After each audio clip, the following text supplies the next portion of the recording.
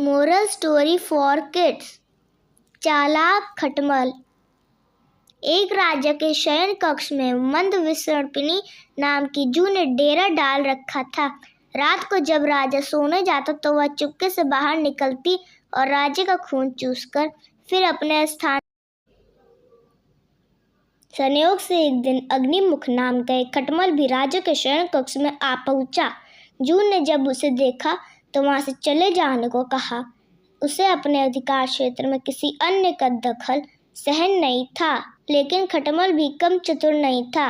बोला, देखो, मेहमान से इस तरह बर्ताव नहीं किया जाता। आज रात मैं तुम्हारा मेहमान हूँ।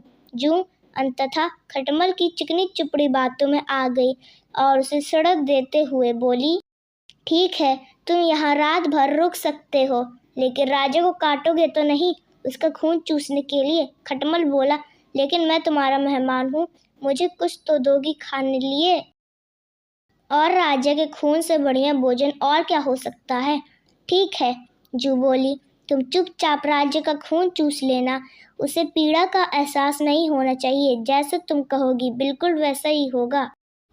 कहकर खटमल शयन कक्ष में राजा के आने की प्रतीक्षा करने लगा। रात ढलने पर राजा आया और बिस्तर पर पड़कर सो गया।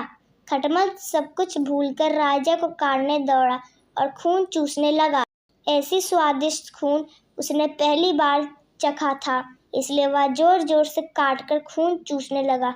इससे राजा के शरीर में तेज खुजली होने लगी और उसकी नींद उचट गई। उसने क्रोध में भरकर अपने सेवकों से काटने वाले जीव को ढूंढकर मारने को कहा।